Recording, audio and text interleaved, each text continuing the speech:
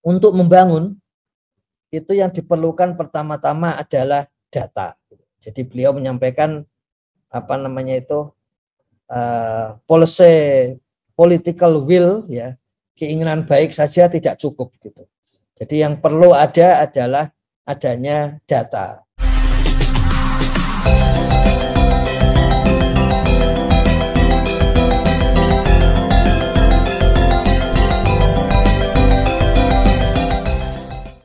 Malam-malam jaga bersama di gardu, minum kopi sambil menghisap cerutu. Nah, ini khasnya bapak-bapak nih. Dengan program Desa Berdaya Kampung Madu, Desa Kemelagi semangat terus maju. Ya, terima kasih Gus Koco, kerabat desa, bahwa kita mulai hari ini untuk konsolidasi data SDG Desa 2022. Sebetulnya istilah konsolidasi ini kita sudah sering ketahui, itu memang untuk mencek atau memverifikasi, validasi berbagai data yang ada di desa gitu. Nah, untuk 2022 itu kenapa ini menjadi sangat penting? Paling tidak ada dua hal. Kalau tahun 2021 itu terutama berbasis peraturan Menteri Desa nomor 21 tahun 2020 tentang panduan umum pembangunan desa dan pemberdayaan masyarakat, ya. Dan di situ tepat seperti disampaikan oleh Ibu Menteri Keuangan di dalam pendirian SDG Desa Center di PKN STAN, itu bahwa untuk membangun itu yang diperlukan pertama-tama adalah data. Jadi beliau menyampaikan policy political will, ya, keinginan baik saja tidak cukup gitu.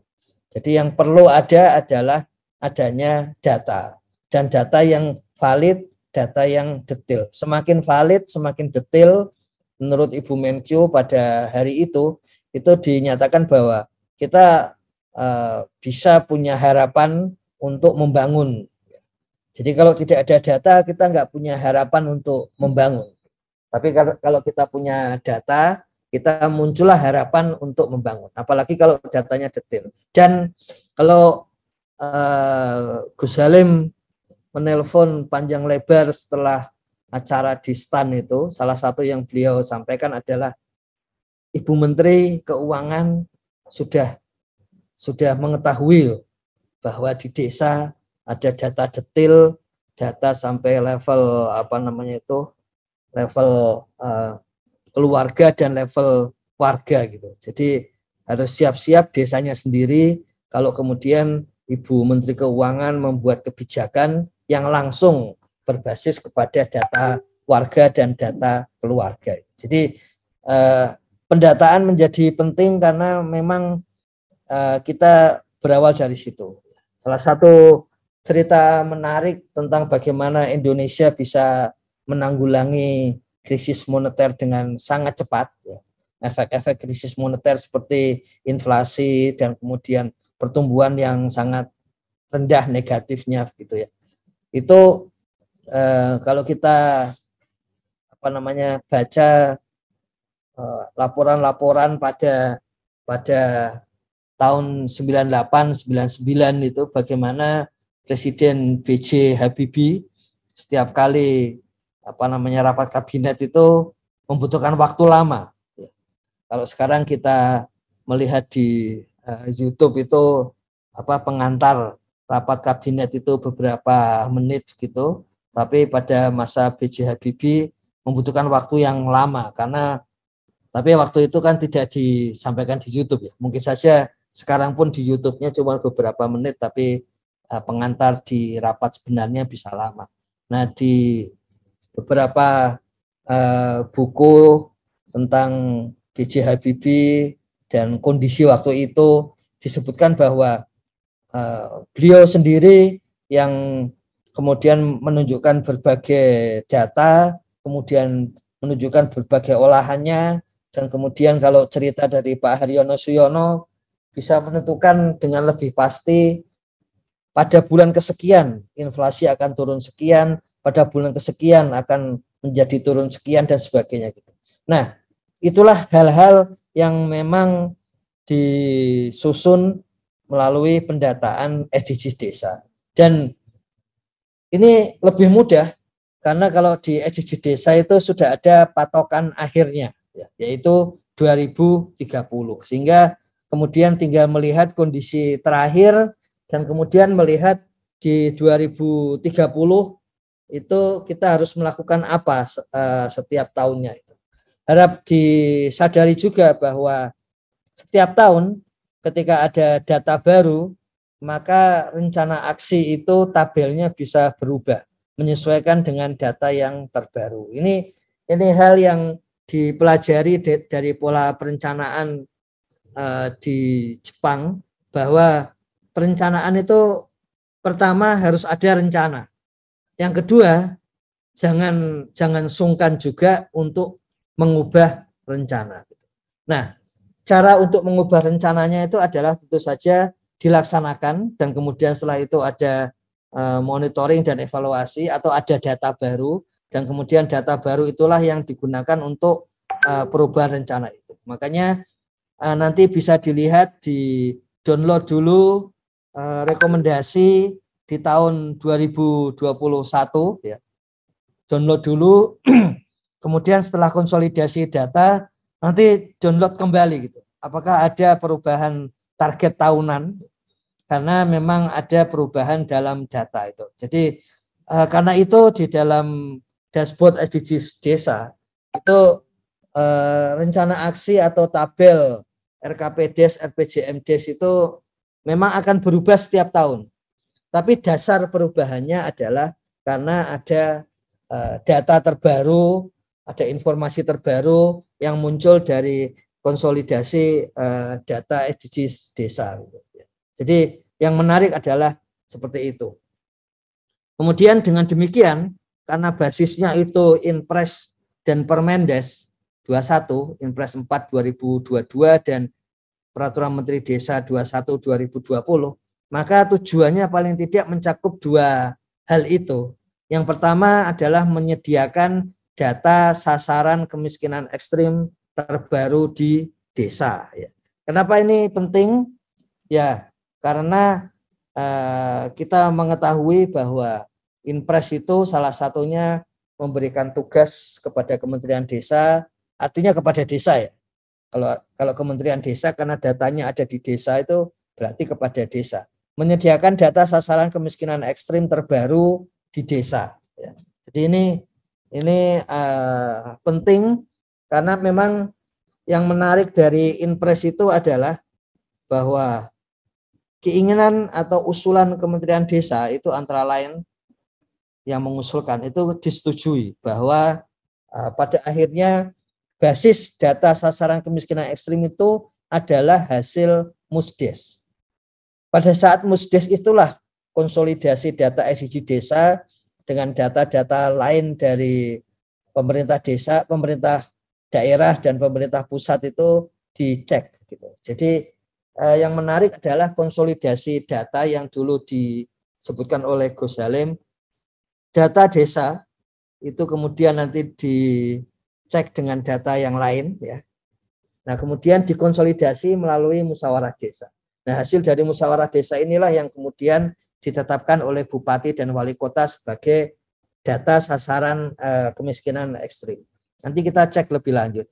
Kemudian yang kedua, untuk penanganan penghapusan kemiskinan ekstrim di desa dan monitoring penanganan. Jadi penanganan ini penting karena seringkali kita lupa, kita sudah belajar dari minggu lalu pada hari Kamis tentang bagaimana sih sebetulnya bias taksiran kemiskinan ekstrim itu, dan kemudian kalau kita sudah tahu biasnya itu, kalau kita tahu bias itu kira-kira kalau kita nyetir tapi setir kita selalu belok 30% ke kanan gitu, maka kita nggak akan menggunakan setir yang lurus. Sengaja setir kita belokkan 30% ke kiri supaya jalannya lurus. Jadi pentingnya bias itu adalah kita mengetahui kesalahannya plus berapa atau minus berapa, dan kemudian kita tinggal menambahkan, kalau kesalahannya plus sekian maka kita menambahkan minus sekian supaya jadinya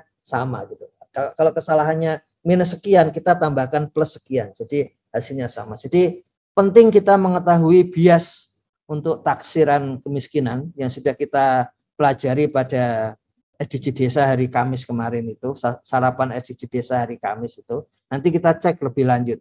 Kemudian monitoring penanganan penghapusan kemiskinan ekstrim.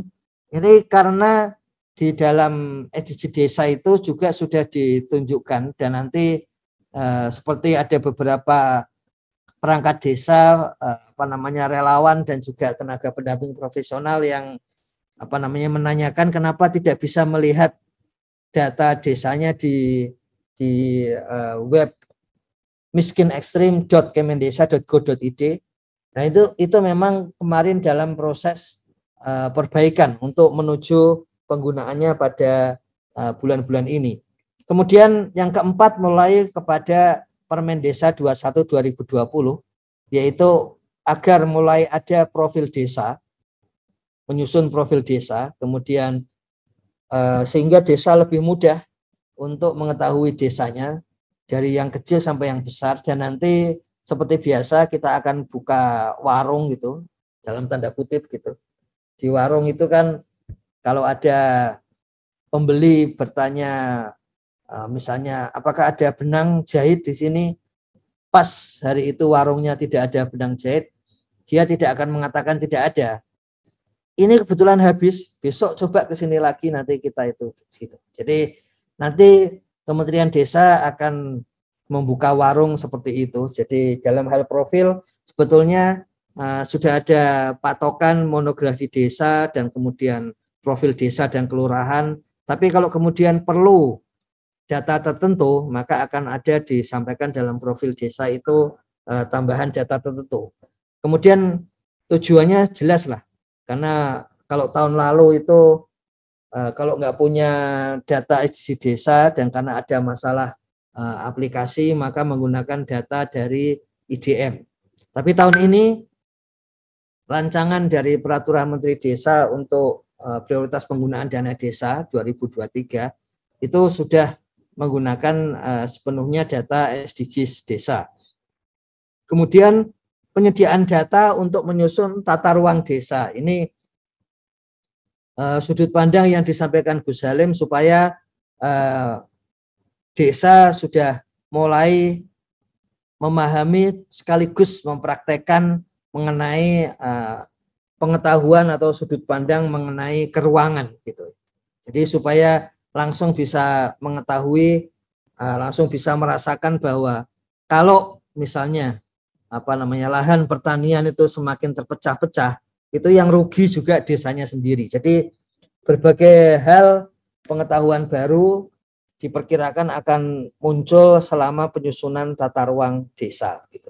Termasuk juga bagaimana supaya tata ruang di wilayah supradesa itu menjadi lebih partisipatoris setelah adanya tata ruang desa. Ini hal yang segera akan dilansir oleh Gus Halim sendiri. Kemudian berbagai data terutama potensi desa yang bisa digunakan untuk pengembangan badan usaha milik desa maupun BUMDesa bersama. Jadi ini memang hal-hal yang penting sebagai tujuan dari konsolidasi data SDG Desa 2022.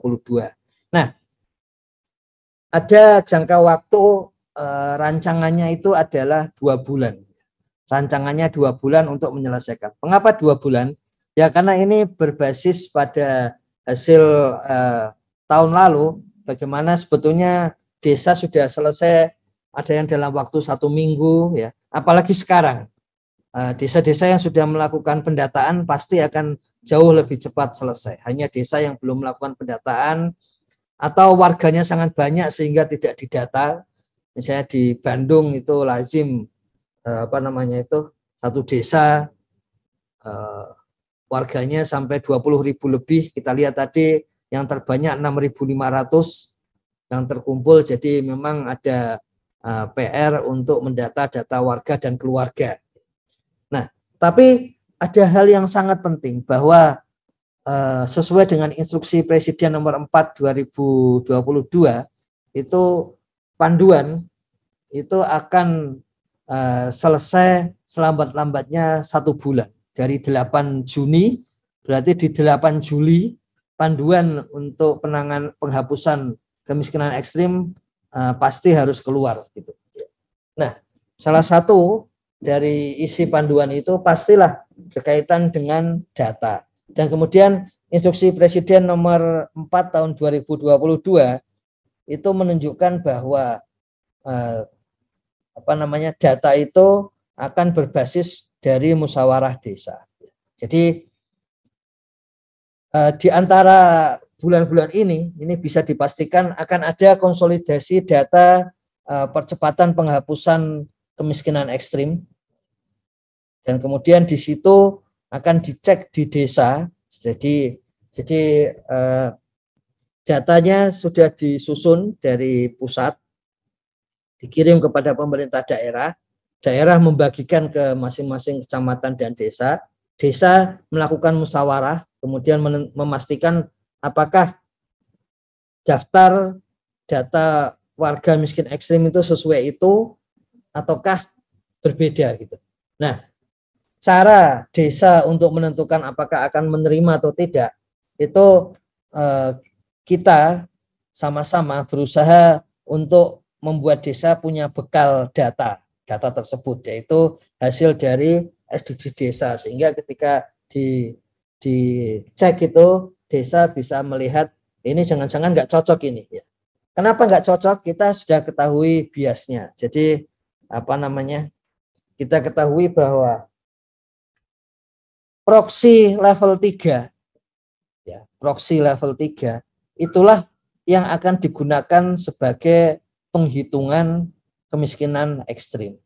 Jadi proxy level 3. Saat ini misalnya Kementerian Desa sudah mengusulkan agar warga miskin dan miskin ekstrim itu bukan lagi perkotaan pedesaan, tapi ya kelurahan dan desa, supaya tegas gitu. Karena kalau perkotaan pedesaan kemudian disebut perkotaan itu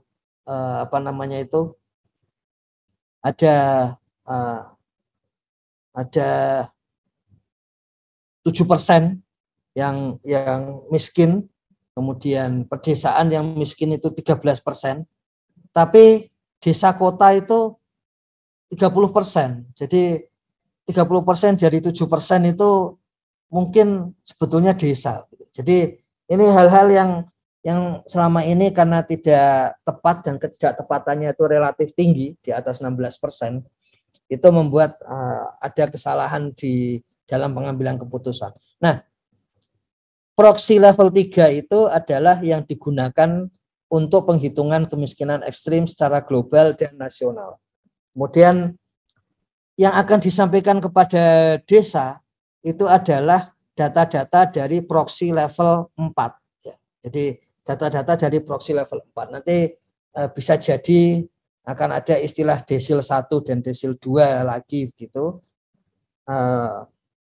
Menurut BPS, miskin ekstrim itu jumlahnya 4%. Jadi kalau 4%, kenapa harus sampai desil? Karena desil itu artinya 10%. Apalagi desil 2, artinya 20%. Padahal menurut BPS 4%. Tapi hasil dari berbagai kajian. Nah, kalau yang sudah muncul itu misalnya kajian yang sudah agak lama sih, tahun 2011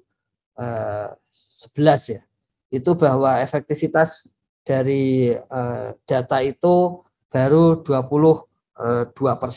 Jadi memang karena itu kemudian perlu dikalikan menjadi sekian supaya sama seperti kalau kita divaksin itu kemampuannya untuk menghasilkan antibodi rata-rata 60% itu. Makanya kita harus 2 kali vaksin supaya 60 tambah 60 di atas 100%. Itu juga sama kalau kajian di 2011 itu hanya 20% lebih gitu, maka perlu 5 kali lipat gitu supaya mencapai orang miskin. Sebetulnya seperti itu artinya sebetulnya. Nah, bisa kita cek karena itu, kalau nanti data yang disampaikan ke desa itu level 4, ya, maka harus dicek supaya bisa mirip dengan level 3. Sementara SDG desa itu menggunakan basis penghasilan. Basis penghasilan itu proxy level 2. Jadi tidak persis juga dengan level 3, ya, karena kalau pengeluaran kita ketahui bahwa kita punya pengalaman yang sangat bagus untuk melihat bedanya antar level itu, yaitu ketika seluruh orang miskin dapat BLT, dana desa dan berbagai jaring pengaman sosial, ternyata kemiskinannya tidak turun, relatif tidak turun, karena sangat sedikit oleh BPS dikatakan relatif tidak ada penurunan kemiskinan di bulan Desember 2021. Ternyata persoalannya adalah dana yang diterima, artinya penghasilan, itu karena tidak dikeluarkan untuk konsumsi, terutama makanan yang lebih banyak begitu, maka kemudian tidak dihitung sebagai pengeluaran. Dan karena tidak dihitung sebagai pengeluaran, maka dianggap dia masih miskin. Jadi ini pelajaran yang sangat bagus bahwa kalau tidak persis kita menghitung pada level 3, maka kita perlu menggunakan jaring lebih luas lagi, seperti itu. Makanya di desa, sementara nanti dari supra desa menggunakan data level 4, desa memiliki data level 2. Nanti dicek saja mana yang kemudian klop antara data level 4 dan data level 2 oleh desa. Jadi yang menarik adalah bahwa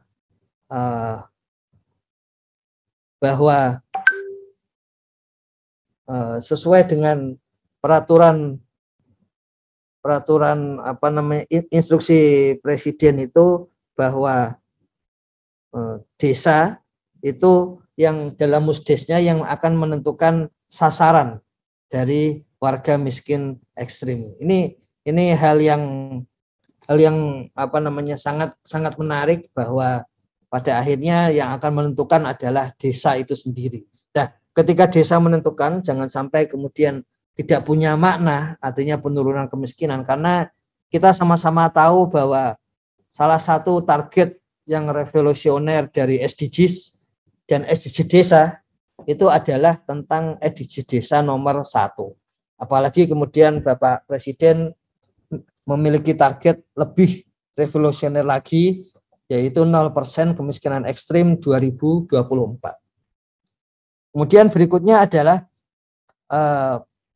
akan digunakan untuk penyusunan kalau desa baru habis Pilkades, maka RPJMdes. Kalau desa yang sudah tidak ada Pilkades, maka menyusun RKPdes dan APBdes, serta kesiapan untuk keperluan yang lain.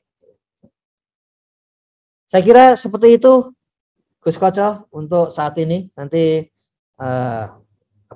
karena sudah mulai untuk konsolidasi data SDG Desa 2022, kita akan sangat fokus untuk hal ini selama beberapa minggu ke depan. Begitu, Gus Koco, kerabat desa sekalian.